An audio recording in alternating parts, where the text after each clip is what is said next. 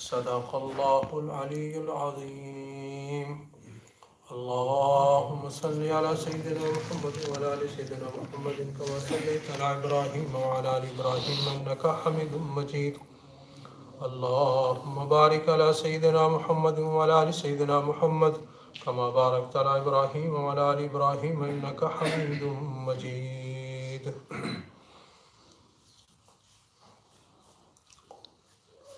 Before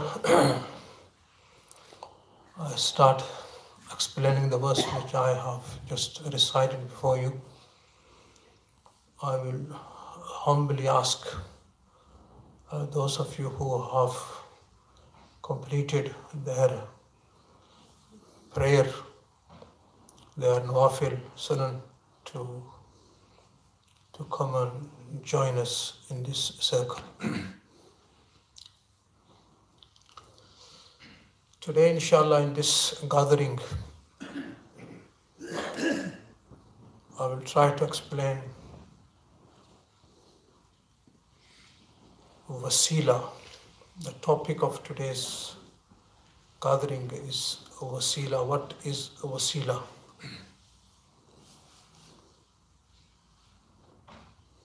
Allah SWT in this verse which I have recited before you has commanded the believers of three things.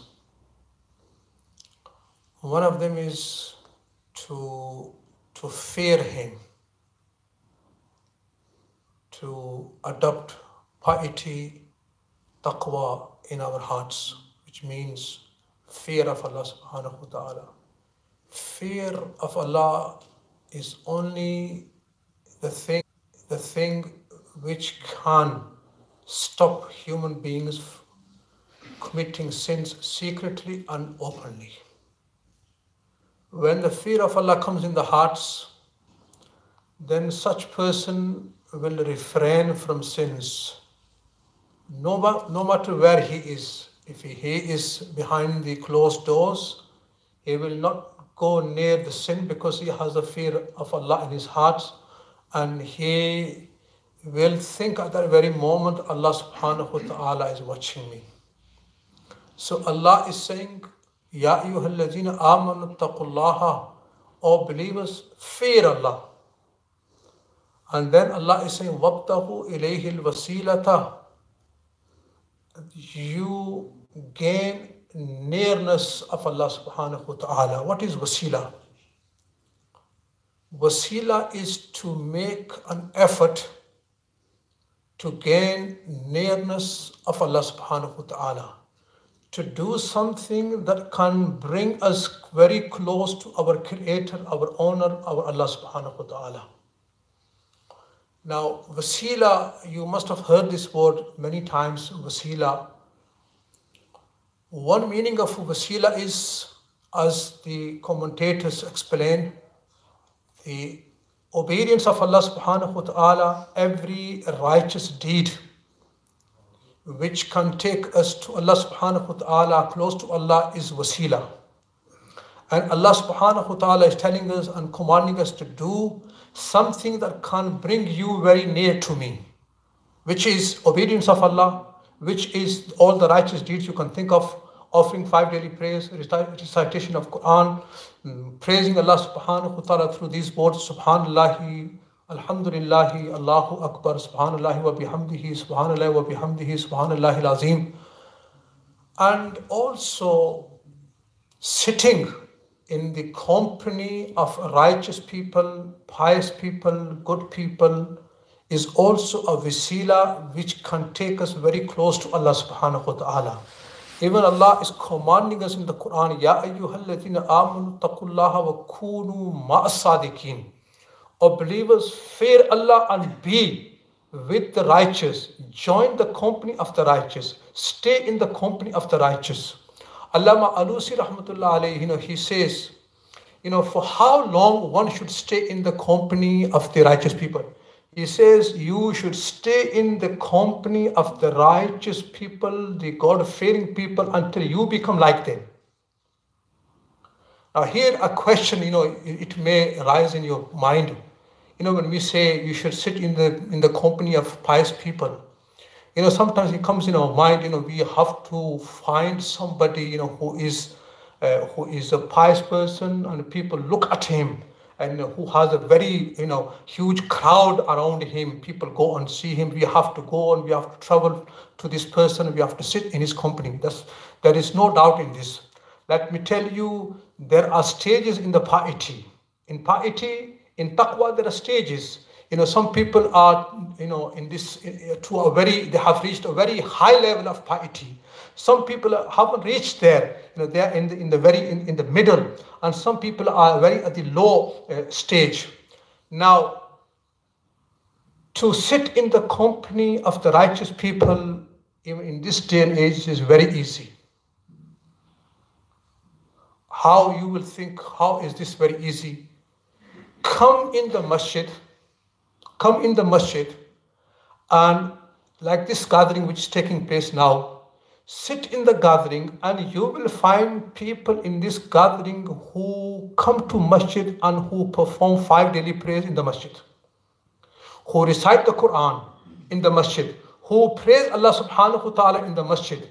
So while you are sitting for 15 minutes, 20 minutes in this gathering, you are sitting in the company of the pious people. You are sitting in the company of the pious people. You are sitting in the company of those people who daily, on daily basis, reciting the Quran, who on daily basis, remembering Allah subhanahu wa ta'ala, who on daily basis coming to the masjid, and they are offering the 5 daily prayers in the masjid. You will sit in 15 minutes, 10 minutes in gathering. So just remember, you are sitting in the company of the pious people, which Allah is saying in the Quran, Kunu ma'a sadiqin. Sit in the gathering of pious people, stay in the gathering of pious people. So you are sitting in the company of a pious people. Now at this very moment, you are sitting here, and around me there are some people, and there are many elders sitting here, and there are many young ones sitting here who offer their daily prayers in the masjid. They are pious people. They come in the category of the pious people. They come in the category of the God-fearing people. They are the people who sit in the masjid, they recite the Quran, they do zikr of Allah subhanahu wa ta'ala. So they are pious people. They are God-fearing people. So you're sitting at this very moment in the gathering of pious people. So, in the masjid, you've come, you've read namaz, and if you got the chance to sit in the gathering, then you are sitting in the gathering of a pious people. So Allah subhanahu wa ta'ala is saying that you seek nearness of Allah subhanahu wa ta'ala, wasilah. So this one meaning is that to do something that can take us very close to Allah, such as offering 5 daily prayers, recitation of Quran, sitting in the gathering of pious people. Now there's another meaning of wasilah, which is when you pray to Allah, when you make a dua to Allah subhanahu wa ta'ala, in your dua you mention a pious people. You say to Allah, oh Allah, I am asking you, I am turning to you through the barakah and through the blessing of so and so. You can make a prophet, a medium, and a wasilah in your dua. You could say to Allah, Ya Allah, you give me this through the blessing of my Prophet sallallahu alaihi wasallam. You give me this through the blessing of a pious person. Now, is this jais? Is this permissible or is it impermissible? There are some people who say wasilah totally they reject. They say wasilah, there's nothing in Islam. Wasilah, we shouldn't make wasilah of anyone, prophet or non-prophet. This is not jais, this is impermissible. And there are some people who go to the extent they say dua is not even accepted without the wasilah, without making anyone medium. They say dua is not accepted. The truth is, the moderate path is neither wasilah is compulsory, nor it is impermissible. It is mustahab, it is optional for the person who's making a dua. You cannot say you have to make a wasilah. It's optional, it's up to him to make a dua, because Allah subhanahu wa ta'ala does not put any condition, doesn't place any condition. Allah says in the Quran, وَقَالَ رَبُّكُمْ ud'uni astajib lakum. Allah is saying, your Lord has declared, and He is saying that you call me, I will answer your call. There is no condition here at all. Allah is saying in another verse, وَإِذَا سَأَلَكَ عِبَادِ عَنِّي فَإِنِّي قَرِيبٌ أُجِيبُ دَعْوَةَ الدَّاعِ إِذَا دَعَانِ. Allah is saying, oh my Prophet, when my slaves ask you about me, tell them I am very close to them. And I answer the call of the one who is called, who is calling me. The one who making dua to me, I answer his dua. I answer his call. Rasulullah SAW used to say, he said, this ummah has been given three things, which in the past only the prophets were given. In the past communities, only the prophets were given these three things. What are these three things? Number one, in the past communities, Allah subhanahu wa ta'ala used to say to a prophet, whenever Allah sent a prophet, Allah used to address the prophet by saying, "Oh prophet, you ask me. Oh prophet, you call me, you make a dua to me, and I will accept your dua." But when this ummah came, when Prophet ﷺ came, Allah subhanahu wa ta'ala did not address Prophet ﷺ, but Allah addressed the whole ummah, all the believers. Allah is saying, "Udu'uni, O believers, you ask me, you call me, and I will answer your call. I will answer you." There is no condition at all. There is no condition here that you have to make a wasilah, you have to make someone. But from the hadith of Prophet sallallahu alaihi wasallam, number one, from the hadith of Prophet sallallahu alaihi wasallam, and from the practice of Umar radiallahu ta'ala, and who we have come to know that you can make a wasila in your dua. You can make a wasila of a prophet, you can make a wasila of a pious person, or you can make a wasila of your good deeds. These three things are proven from the hadith of Prophet sallallahu alaihi wasallam and from Umar radiallahu ta'ala anhu. Prophet sallallahu alaihi wasallam once said to a blind companion, he said to him, when you want to make a dua, he taught him these words. He said, say, "Allahumma inni as'aluka wa atawajjahu ilayka bi nabiyyika Muhammadin sallallahu alayhi wa sallam nabiyyir rahmah." He said, oh my companion, when you make a dua to Allah subhanahu wa ta'ala, you say to Allah, "Oh Allah, I'm asking you, I'm begging you, and I am turning to you. I'm asking you through the Prophet, who is a prophet of mercy, rahmah." So this hadith is Ibn Majah. This hadith tells us that we can make a prophet a wasila when you're making a dua. But it is not compulsory, it's up to you. When you're making a dua, if you make a dua without wasila, it will be accepted. And if you make a wasila, it will be accepted also. So you have the option, whether you make dua with wasila or without a wasila, you have the option, you can do it. It is proven from the hadith of Prophet sallallahu alaihi wasallam. And once Umar radiallahu ta'ala anhu, after the death of Prophet sallallahu alaihi wasallam, when he was the Khalifa, and there was no rain, it was drought.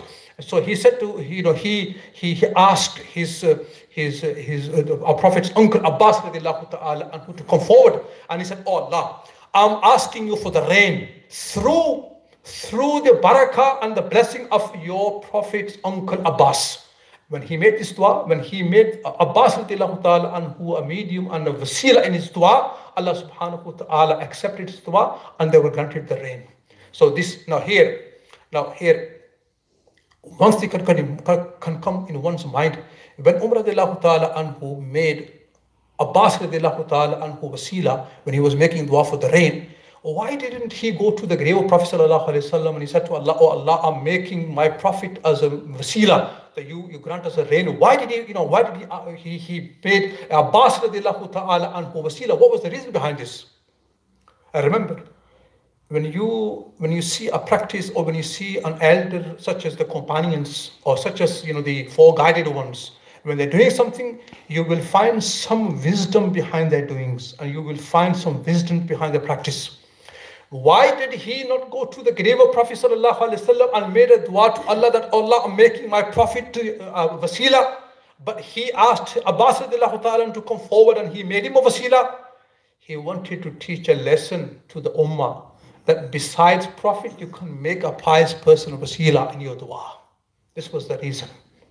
Similarly, when once he was standing, when he was doing a tawaf, when he came to the Hajar Aswad, the black stone, what did he say? He addressed the black stone by saying, "I know you are just a stone." He said, "I know you are just a stone. You cannot harm anyone. You cannot benefit anyone." Why did he say this? What was the reason?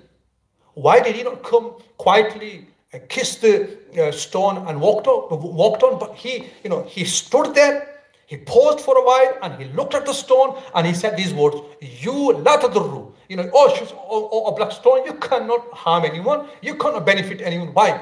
The reason behind this was there were people around him who were Bedouins, the villagers, who were just newly into Islam. He wanted to teach them lesson. He thought, there is a possibility that these people might take the black stone as a god. They might think, everybody's kissing it. There is something in this. There is something in the stone. So, just to teach them lesson. Remember, although we are kissing it, and he even said it, he said, "Oh stone, I'm only kissing you because my beloved Prophet ﷺ kissed you." So just to teach the lesson, the people who were around him, and just to teach the lesson to us, that this stone, it doesn't have any power. It is only a stone. The reason we kiss it is because Rasulullah ﷺ kissed it, so we are kissing it. So Umar radiallahu ta'ala anhu, on this occasion, when there was no rain, and the people of the Medina, they were hit by drought, so he made the wasilah of his uncle Abbas radiallahu ta'ala anhu, just to teach us a lesson that we can't make a wasilah of a pious person besides the Prophet sallallahu alaihi wasallam or any prophet. So what we learn from this lesson, from this gathering today here, is that the wasilah can be made of a pious person, of a prophet, or we can make a wasilah of our good actions which we have done sincerely for Allah subhanahu wa ta'ala. In a hadith, in a sahih hadith, Prophet sallallahu alaihi wasallam, he mentioned there were three men who were walking and they were going, and it started to rain, and they took the shelter of a cave, and when they were in the cave, what happened, a big rock rolled from the mountain and it fell right in front of the mouth and the gate and the entrance of the cave, and they were they got stuck inside and they couldn't come in. And now in those days there were no any means of communication. They had never had any mobiles to contact someone. So what happened now? They said, "We're stuck here now. How can we get out from here?" They said, "Now remember your action which you have done in the past for the sake of Allah subhanahu wa ta'ala, and we will put these actions before Allah. We will say, Allah, this action on this occasion at that time, I did it for your sake. I ask you, I beg you, and I'm making a wasilah for this good action which I did for your sake. That, oh Allah, you rescue us from this." So each of them remembered, what they've done in the past for the sake of Allah, only for the sake of Allah. One stood up and he made a dua, "Allah, you remember, you know everything. It is in your knowledge that on one occasion I did this for your sake. If I did it for your sake, I ask you to remove this difficulty." So Allah subhanahu wa ta'ala, what happened? They all, presented their good actions which they did in the past for the sake of Allah, before Allah, and Allah subhanahu wa ta'ala eventually, rescued them from that difficulty. So wasilah, it can be made of a prophet, of good action, of pious people. Now, before I finish, this is my habit that from the past. Whenever I give a talk on a particular topic in this gathering on Tuesday, right at the end, I just say something, one masala I mention. Just want to remember one thing. When you are on a practice of a sunnah, when you are practicing a sunnah, which you have been practicing for many years, from your childhood, remember, in order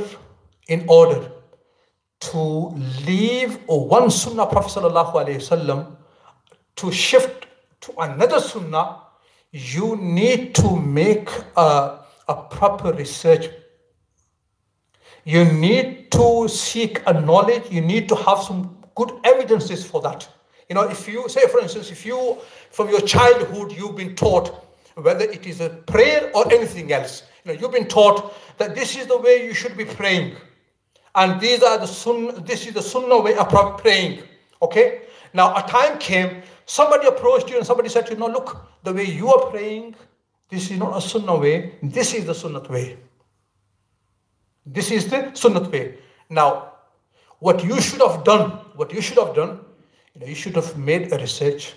First of all, you should have come to your alim, your local scholar, and you should have asked him, "Look, since my childhood in my madrasa, I was taught by my teacher, when we read our prayer, when we offer our prayer, we should be praying like this. But today somebody coming and he's saying, well, you shouldn't be reading like this. This is the correct method.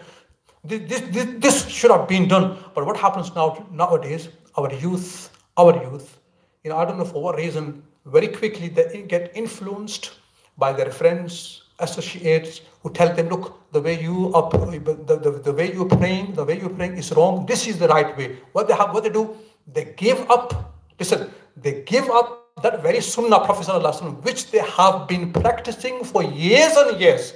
And just because of one person's statement, they have given up this sunnah and they have taken another sunnah. Let me tell you one thing. This is a very delicate issue, and our youth never understand. They don't try to comprehend this.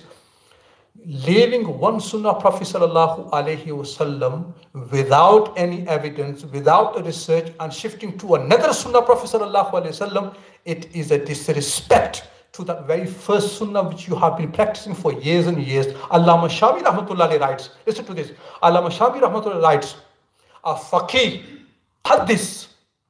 He proposed a marriage, for himself to a muhaddis of his daughter. He said, if you can give your daughter in my marriage. That muhaddis, what he said to him? He said to him, there's one condition. The condition is, if you give up doing Rafi Yadayn in the prayer, if you start doing Rafi Yadayn, then I will give my daughter in your nikah. Because this faqih scholar, when he used to offer the prayer, he never used to do Rafi Yadayn in the prayer. As we in the masjid here, we don't do Rafi Yadayn. So he said, that's fine. From now on, I will start doing Rafi Yadayn. I will start doing Rafi Yadayn. Raising hands in the, when you start prayer or after ruku, you raise your hands. He said, that's fine, I'll do this. But he got married. Listen to this carefully. He got married. And at that very time, there was a very pious person. Somebody came and told him, such and such scholar, he got married with the daughter of so and so, but the father placed a condition that if you start doing Rafi, then I will give you the daughter. He accepted and he gave up the sunnah, which was not to do Rafi. Then what do you say about this? You know what he said? He said, they say it is written, Allah SWT writes, he bowed his head down and then he raised his head and he said, I fear this person, this alim, this scholar, he gave up our beloved Prophet's sunnah, which he was practicing for years and years, just because of one statement, which was his father-in-law to be, who said to him, you give up this sunnah and you start this sunnah. I fear that he may lose his iman at the time of death. Just keep this in your mind. Giving up one sunnah without any evidence, without research, there's a fear. He said there's a fear that he may lose his iman. He may die without death, without iman at the time of death. So my young brothers, what I want to tell you, by all means, I'm just giving an example. There are so many sunnahs. When you are practicing one sunnah Prophet ﷺ and somebody comes to you and say, no, you practice this, before you go on to this another sunnah, make a research. Come to the scholars, ask them. You make a research, then after deep research, then you should go. But let me tell you one thing. The sunnah in the prayer which we are practicing, the scholars and everybody, these are the sunnahs of Prophet ﷺ. And remember the ulamas, particularly the Imams, Imam Abu Hanifa rahmatullahi, who has taught us this prayer. It is from the hadith of Prophet ﷺ. It is from Prophet ﷺ. If you want to shift from this sunnah to another sunnah, you have to make a deep research. Before making a deep research, don't go for any other sunnah. Then you are ignoring one sunnah of the Prophet ﷺ. You are giving up one sunnah of the Prophet ﷺ. You are disrespecting one sunnah of the Prophet ﷺ. You're going to another one without research, without evidence. Then the iman can be endangered. May Allah subhanahu wa ta'ala accept our sitting here. Allahumma salli ala Sayyidina wa Maulana Muhammadin wa ala alihi wa sahbihi wa barik wa sallim. Allahumma rabbana